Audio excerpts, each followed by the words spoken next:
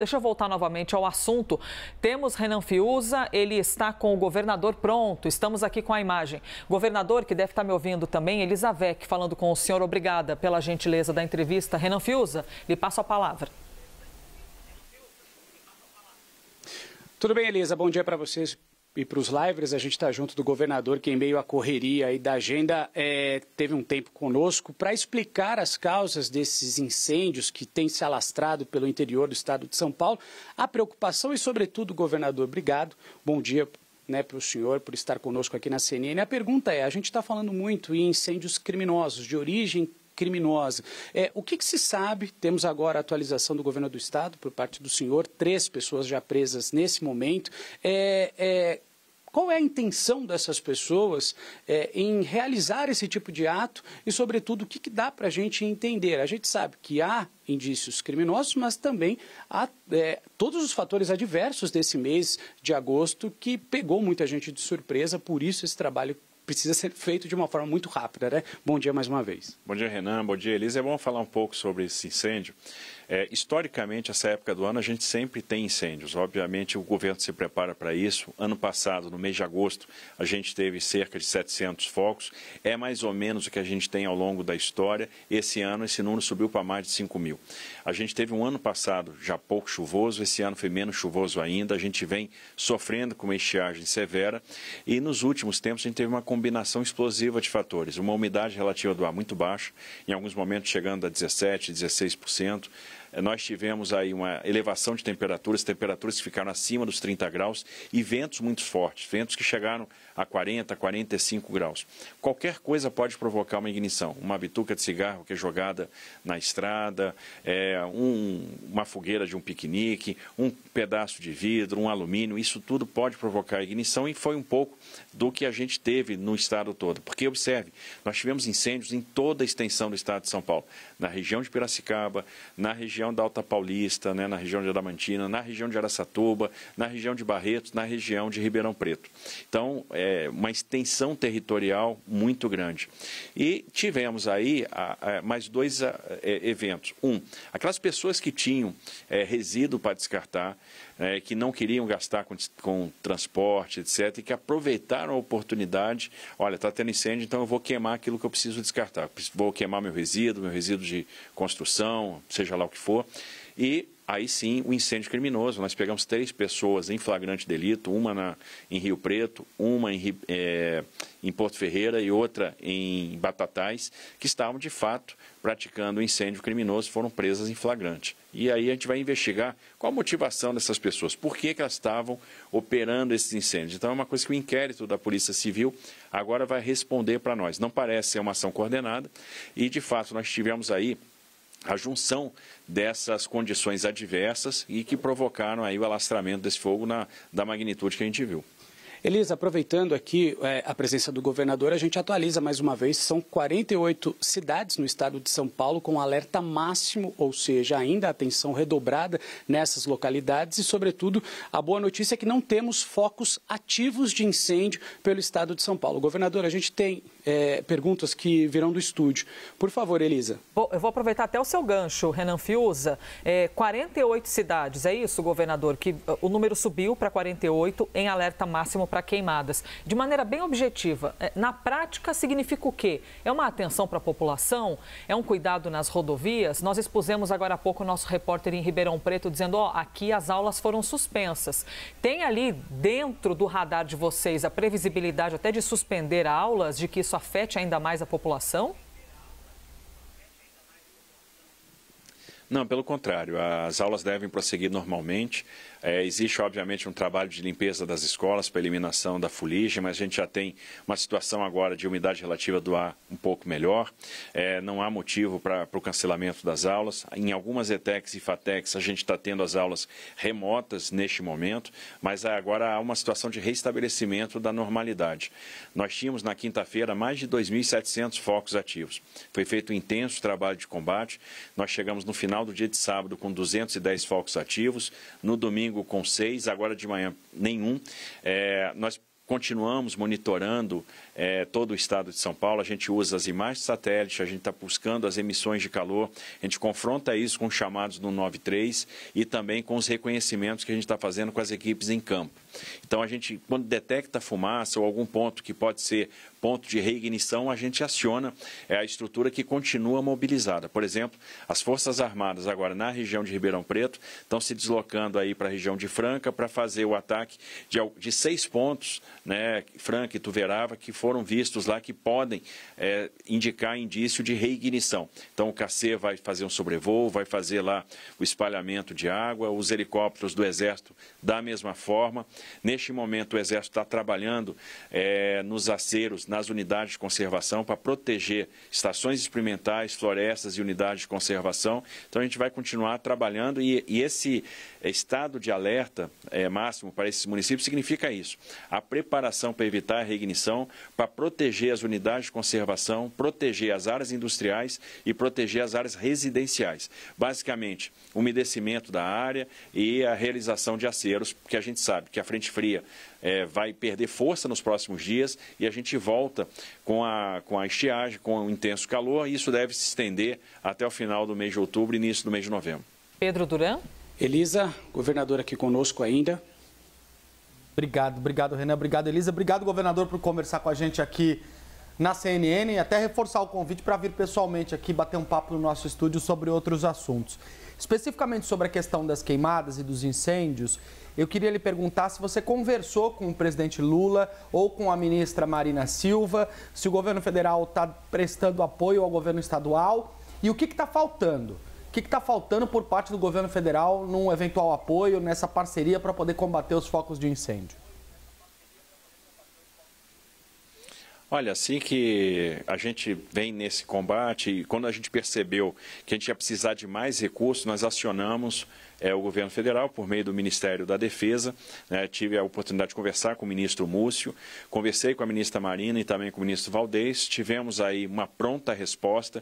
Então, a partir do momento do acionamento do Ministério da Defesa, a gente já teve na montagem do gabinete de crise a participação do Exército, da Marinha e da Força Aérea. No dia seguinte, todos os meios foram mobilizados, então foi um suporte rápido, um suporte que veio em boa hora e que continua aí mobilizado. Então, eu diria que, do ponto de vista de apoio do governo federal, não falta nada, a gente teve o suporte que precisava. Basília Rodrigues, mais alguma por pergunta favor. do estúdio? Sim, Temos sim. Da Basília Rodrigues, por favor. Renan Fiuza aí, sempre em cima do lance, né, Renan? Eu e Clarissa ainda estamos por aqui em tela para fazer algumas perguntas para o governador. Governador, o governo federal diz que vai ter reunião esta semana com os governadores dos estados atingidos por incêndios.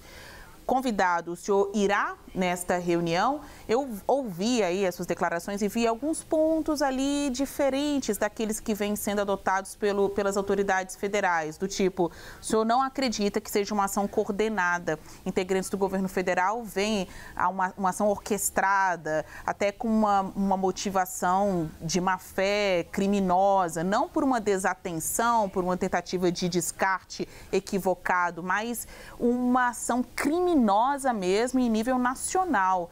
O senhor também segue por essa linha ou acha que isso ainda precisa ser mais bem investigado? E aí, vem na reunião? Olha, primeiro, havendo a possibilidade de ir na reunião, eu acho que tudo que é importante para o Estado de São Paulo a gente vai estar presente, tudo que tem um caráter institucional é importante que a gente participe. Quando a gente solicitou o apoio do governo federal, esse apoio veio e veio de forma imediata. Então, na forma de solidariedade, na forma de apoio das Forças Armadas, na mobilização de meios. Esses meios estão lá em Ribeirão Preto, prestando aí todo o suporte no combate aos incêndios. Então, a gente está lá com os helicópteros da Marinha, do Exército, o avião KC, os militares da engenharia, equipamento de engenharia. Então, a gente teve aquilo que a gente pediu, Então, nós fomos atendidos na integralidade. É muito prematuro afirmar que há uma ação coordenada. Eu prefiro a cautela porque o que a gente vê realmente era um cenário, uma condição adversa que favorecia a proliferação de incêndios florestais, de incêndios em lavouras. Aliás, são incêndios que acontecem frequentemente. Esse ano, efeito do El Niño, a gente tem uma condição de estiagem mais severa e, obviamente, a gente tem uma extensão de dano maior, mais focos de incêndio, E quando juntou essas situações, a umidade relativa do ar baixa, baixa, temperatura alta, ventos fortes, a gente teve um alastramento muito rápido. A gente estava com as lavouras aí bastante secas e estados enfrentando dificuldade. Recentemente, nós tivemos vários municípios decretando a situação de emergência por questão hídrica, seja por insuficiência de água para irrigação, para as lavouras, né, e são estados que têm a sua economia baseada na agricultura, seja também até pela falta de abastecimento humano, ou seja, tem municípios que estão no racionamento. Isso provocou de nós uma série de medidas, a gente está ali com outorgas especiais de água, perfuração de poços artesianos, aprofundamento e desassoreamento de cursos d'água, estruturas de captação emergenciais, estruturas de adução, justamente para enfrentar essa questão. Hoje, em São Paulo, a gente está se programando aí para entregar, para construir 4 barragens, né? Então, nós temos Botucatu, que está quase pronta. Vamos começar as obras das barragens de Pedreira e Amparo, que isso vai ser fundamental para a resiliência hídrica na região de Campinas. Vamos nos preparar também para fazer a barragem do Piraí, na região de Salto, né? Que vai ser importante para Itu, enfim. E nós vamos precisar preparar o Estado para dar mais resiliência hídrica, né? E isso é um trabalho constante, trabalho de recuperação dos mananciais, recuperação das matas ciliares, trabalho de reflorestamento, aumento de cobertura florestal, de reserva florestal, que é um pouco do espírito do Refloresta aqui em São Paulo, que deve garantir agora, no primeiro momento, o reflorestamento de 40 mil hectares de mata nativa. Agora, é bom entender o que aconteceu. Eu entendo que a gente tinha todas as condições para que qualquer coisa provocasse essas ignições, então é difícil falar que houve uma ação coordenada. Tivemos, sim, ação criminosa até agora pontual, que foram os casos que eu relatei, que foram presos em flagrante, né, na região aí de Rio Preto, na região de Batatais, de Porto Ferreira. A gente tem que investigar para ver se há relação entre essas ações. Aparentemente não há, foram casos isolados, então é difícil apostar que houve uma ação coordenada. Agora, a investigação vai dizer. A Polícia Civil de São Paulo está empenhada nisso, prontos para compartilhar também informações com a investigação da Polícia Federal, que foi aberta e que vai usar também os recursos das imagens de satélite para entender onde a gente teve o start, onde a gente teve a ignição e se pode ter havido assim uma ação coordenada. Mas eu não acredito neste momento que tenha sido este o caso. Última pergunta aqui, governador. Eu sei que a sua agenda é apertadíssima. Clarissa Oliveira, por favor. Governador, bom dia. Obrigada pela presença aqui no Live CNN. Governador, o senhor está trazendo aqui para a gente o relato de um diálogo institucional muito eficaz aí e muito positivo com o governo federal. Mas já desde o fim ali do primeiro semestre, mês de junho, ali quando a gente viu aumentarem aqueles incêndios no Pantanal, por exemplo, muitos políticos ligados ao ex-presidente Jair Bolsonaro têm utilizado redes sociais, inclusive ele próprio, criticando o governo do presidente Lula pela alta de indicadores aí relacionados a queimadas e incêndios. E isso se intensificou nos últimos dias, trazendo aí essa narrativa de que, olha, tá vendo, no governo do Bolsonaro era melhor e agora o governo Lula abandonou o combate às queimadas. Como que o senhor encara esse tipo de argumentação e esse tipo de politização dessa questão nesse momento, porque o que o senhor está trazendo para a gente parece caminhar numa direção bem diferente, né? Olha só, eu acho que a gente não pode politizar nada quando se trata de interesse público. O fato é que a gente enfrentou queimadas aqui muito severas, a gente mobilizou toda a estrutura do Estado para combater. Essa estrutura do Estado também se mostrava insuficiente, precisamos do apoio do governo federal e assim que a gente solicitou, a gente teve. Esse é o fato, né? E é isso que eu estou relatando e a gente tem que colocar as coisas como elas são. Eu acho que o diálogo institucional é muito importante, eu tenho me valido disso quando é necessário. O interesse de São Paulo sempre vai estar em primeiro lugar, independente de qualquer questão partidária, independente de alinhamento ideológico ou não. Eu acho que nós caminhamos em direções diferentes, acreditamos em rumos diferentes para o país, acreditamos em estratégias diferentes, né? Mas na hora da cooperação a gente precisa cooperar e essa cooperação tem havido. Só para a gente finalizar aqui e liberar o governador. Governador, o senhor acredita que esses trabalhos específicos do Estado de São Paulo de combate aos incêndios, eles vão perdurar até quando ou a gente está se encaminhando para uma reta final, uma vez que a situação parece estar melhor, mesmo com a preocupação quando a gente fala de uma mudança climática, de temperaturas se elevando a partir de quinta-feira?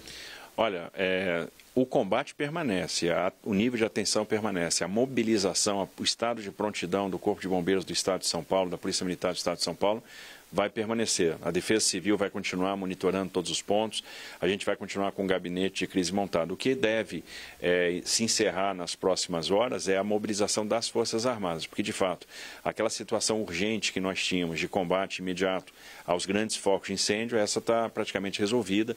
Nós temos agora essas pequenas situações lá na região de Franca, que por cautela, a gente vai tomar as medidas para evitar a reignição e a gente vai ter extinguido os focos no estado de São Paulo. Ou seja, aquilo que demanda realmente uma ação de massa, né, que as Forças Armadas acabaram proporcionando para nós. Agora, o estado de vigilância permanece aí com a nossa Defesa Civil e o nosso Corpo de Bombeiros, além das defesas civis municipais. E a gente vai atuar com prontidão onde for necessário. Tá certo. Muitíssimo obrigado, viu, governador? Agradeço a presença, o tempo aqui conosco na CNN. Elisa e todos que estiveram com a gente nessa entrevista, preciso liberar o governador. Perfeitamente. Compreendemos que a assessora já deve estar ali em volta, pedindo para o Renan Fiuza encerrar a conversa. Renan, um abraço, hein? Governador, muito obrigado. O governador sorriu ali porque também sabe que a assessora deve estar no pé. Muito obrigada pela gentileza. 11h27, é isso, né, Pedro Duran? Nós sabemos. Sabemos como é essa vida, risos nervosos. Obrigada, Basília, Pedro e Clarissa. 11h27. Várias vezes o governador fala, investigação da Polícia Civil, a nossa Defesa Civil, os nossos bombeiros, chamando, mostrando mesmo que a responsabilidade primeira é dele. E muito importante ressaltar, né, que apesar das diferenças do governo do estado com o governo federal, estão chegando essas ajudas, estamos juntos.